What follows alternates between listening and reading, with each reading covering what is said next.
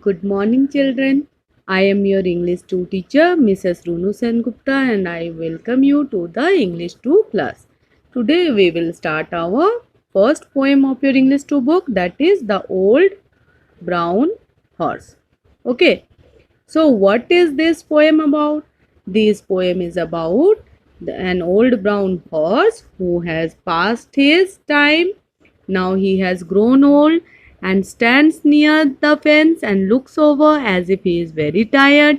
He seems to be speaking to the people who pass by the field that he have had his day, and now he is just watching everyone go about and doing their jobs, unconcerned about the horse's existence, and no one seems to be bothered about the horse.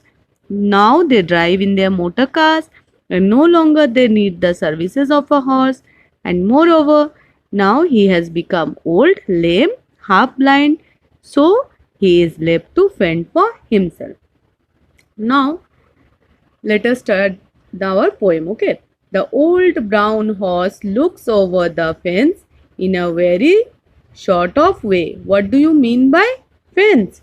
Fence means here where the horse is standing. This one, okay. So this old brown horse, he looks over the fence in a very sort of way. Means tired. He looks tired. He seems to be saying to all who pass, "Well, folks, I have had my day." Means he seems to be talking to the people who are passing by that, "Well, folks." Folks means friends. "I have had my day" means I have passed my younger days and now I have become old.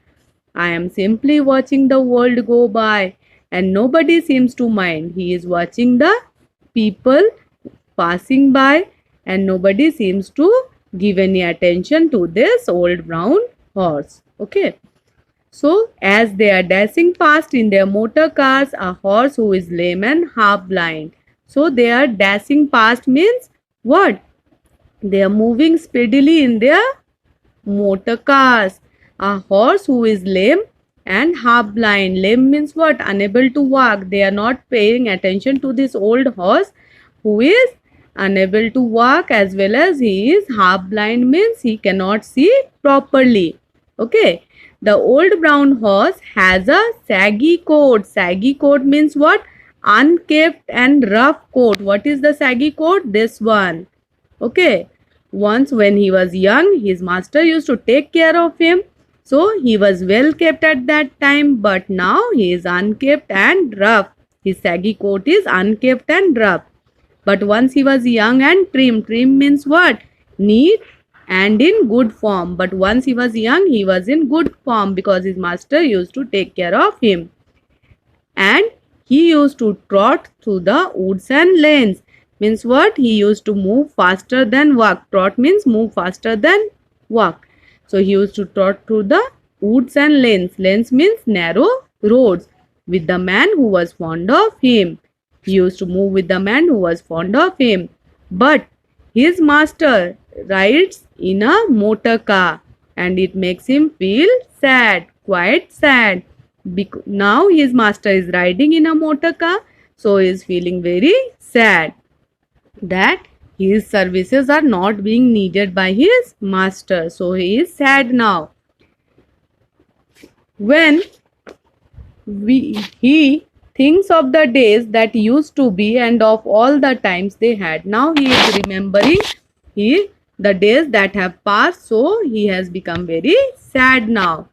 Sometimes a friendly soul will stop near the fence where the tired old head rests wearily on the topmost bar. So sometimes a friendly soul means a friendly person will stop near the fence with the tired old head. What is the tired old head? The horse. Okay, old brown horse. He rests wearily. Wearily means he seems to be tired on the topmost bar. This is the topmost bar of the fence. Here he rests his head.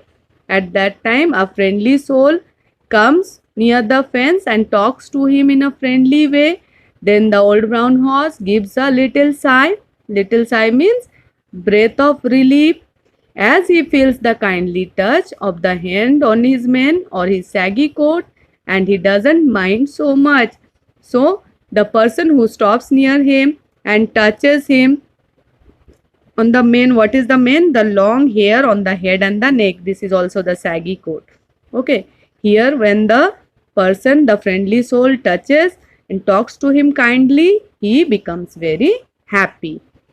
So the poet is saying that if you pass by the field one day, just stop for a word or two with the old brown horse who was once as young and as full of life as you.